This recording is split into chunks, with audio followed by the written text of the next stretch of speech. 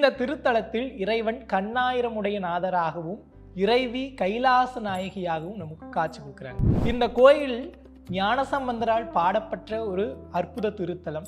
பிரம்மாவிற்கு ஆணவம் மேலிட தன்னுடைய ஒரு சிரத்தை சிவபெருமான் கொய்தறார்.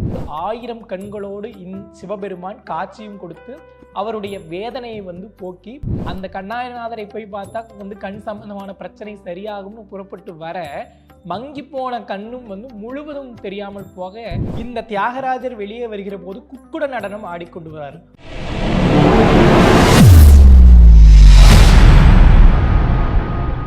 ஆரோ டிவைன் அன்பர்களுக்கு அன்பு வணக்கம். நாம் தினம் ஒரு திருத்தலம் என்ற நிகழ்ச்சியில் 2வது திருத்தலமாக சிந்திக்கவிருக்கின்றது திருக்காரவாசல் என்று சொல்லக்கூடிய மிக அழகான ஒரு திருத்தலம். சப்த விடங்க தலங்களில் இது 2வது திருத்தலமாக வைத்து போற்றக்கூடிய அழகான ஒரு திருத்தலம். இந்த திருத்தலத்தில் இறைவன் கண்ணாயிரமுடைய நாதராகவும் இறைவி கைலாச நாயகியாகவும் நமக்கு காட்சி கொடுக்குறாங்க. நம்ம நிறைய இடங்கள்ல கைலாசநாதர் அப்படின்னு பார்த்துருப்போம்.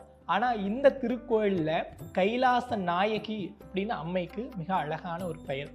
இந்த கோயில் ஞானசம்பந்தரால் பாடப்பட்ட ஒரு அற்புத திருத்தலம். இந்த திருத்தலத்தில் முசுகுந்த சக்கரவர்த்தி கொண்டு வந்த 7 சப்த விடங்கங்களில் 2வதாக இந்த திருத்தலத்தில் தியாகராஜரை பிரதிஷ்டை செய்கிறாரு. மூலவராக கண்ணாயிரமுடைய நாதர் இருக்கார். இந்த கோயிலுக்கு என்ன புராண வரலாறு சொல்லப்படுது அப்படின்னா, பிரம்மாவிற்கு ஆணவம் மேலிட தன்னுடைய ஒரு சிரத்தை சிவபெருமான் கொய்தறார். அப்படி கொய்த பிறகு பிரம்மா 4 முகங்களோடு படாத பாடுபடுறார். இந்த வேதனையில விஷ்ணு அவருக்கு ஒரு உபதேசம் சொல்றாரு. சிவபெருமானை போய் வழிபடணும். எந்த சிவபெருமானை வழிபடணும்னா கண்ணாயிரநாதரை போய் வழிபட்டு தவம் இருந்தால் இந்த வேதனையெல்லாம் நீங்கும்னு சொல்ல விஷ்ணுவினுடைய உபதேசத்தை கேட்டு பிரம்மா புறப்பட்டு வந்து இந்த கண்ணாயிரமுடைய நாதரை இந்த கார் அகில் நிறைந்த இந்த பகுதியில் பல ஆண்டுகள் தவம் மேற்கொண்டு தன்னுடைய வேதனையை சிவபெருமானால் போக்கிக் கொண்டார் அப்படிங்கிறது இந்த ஊரில் புராண வரலாறா சொல்லப்படுது. அப்படி பிரம்மாவிற்கு 1000 கண்களோடு சிவபெருமான் காட்சியும் கொடுத்து அவருடைய வேதனையை போக்கி 4 முகங்களோடு சதுர்முகனாக இருக்க கடவுது அப்படின்னு ஆசையும் வழங்கினார். அப்படிப்பட்ட மிக அழகான திருத்தலத்தில் இன்னைக்கு சில வரலாறு என்ன சொல்லப்படுது அப்படின்னா, இந்த இறைவனை கண் நோய் சம்பந்தப்பட்ட பிரச்சனைகளுக்கு வழிபட்டா கண் நோய் தீரும் அப்படிங்கிறது பெரிய நம்பிக்கையா இருக்குது. சமீப காலமா ஒரு பெரியவர் இந்த கண்ணாயிரநாதரை வழிபடணும் அப்படின்னு சொல்லி வெகு தொலைவில் இருந்து புறப்பட்டு வராரு. அப்படி புறப்பட்டு இந்த கண்ணாயிரநாதரை கிட்ட பார்க்க வருகிற போது அவருக்கு ஏற்கனவே கொஞ்சம் கண் மங்கிருக்கு. அந்த கண்ணாயிரநாதரை போய் பார்த்தா கண் சம்பந்தமான பிரச்சனை சரியாகும்னு புறப்பட்டு வர மங்கி போன கண்ணும் முழுவதும் தெரியாமல் போக இந்த இறைவனை பார்த்து கண்ணீர் மல்க அழுகிறார். ஏன்னா நான் எவ்வளவு தூரம் பயணப்பட்டு இந்த இறைவனை பார்க்கணும்னு நினைச்சேன்.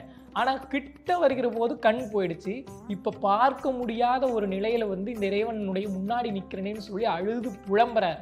அப்போ சிவபெருமான் அவருக்கு காட்சி கொடுத்து கண்ணை மீட்டு கொடுத்தார் அப்படிங்கிறது இந்த ஊரில் இன்றைக்கு சொல்லக்கூடிய வரலாறா இருக்கு. அதனால கண் நோய் சம்பந்தப்பட்ட எல்லா பிரச்சனைகளுக்கும் இந்த இறைவன் சரியான பலனை கொடுக்கிறார் அப்படிங்கிறது பெரிய நம்பிக்கை. இந்த இறைவனுக்கு ஆதி விடங்கர் அப்படிங்கிற பெயரும், இந்த தியாகராஜர் வெளியே வருகிற போது குக்குட நடனம் ஆடிக்கொண்டு வரார். குக்குடம் அப்படின்னா சேவல் அர்த்தம். சேவல் எப்படி அசைந்து ஆடி வருகிறதோ அதை போல இந்த தியாகராஜர் வெளியே வருகிற போது குக்குட நடனத்தோடு வெளியே வருவார். அது மட்டும் இல்லை, இந்த திருத்தலம் பதஞ்சலி முனிவருக்கு தாண்டவ தரிசனத்தை வழங்கிய ஒரு திருத்தலமாகவும் கபால முனிவருக்கு முக்தியை வழங்கிய திருத்தலமாகவும் போற்றப்படுது. பக்கத்தில் தீர்த்தமும் இருக்கு. இந்த தீர்த்தத்தில் நாகேஸ்வரன் ஒவ்வொரு நாளும் அந்த தீர்த்தத்திலிருந்து இறைவனை வழிபட்டு சென்றார் அப்படிங்கிறதெல்லாம் இங்கே புராண கதைகளாக சொல்லப்படுது. இப்படிப்பட்ட அழகான இந்த தியாகராஜ விடங்கத்தோடு இருக்கக்கூடிய கண்ணாயிரமுடைய நாதரையும் உமையம்மையாகிய கைலாச நாயகியும் வழிபட்டு வாழ்க்கையில் எல்லா விதமான வளங்களையும் பெறும்படி உங்களை அன்போடு வேண்டி விரும்பி கேட்டுக்கொள்கிறோம். நன்றி.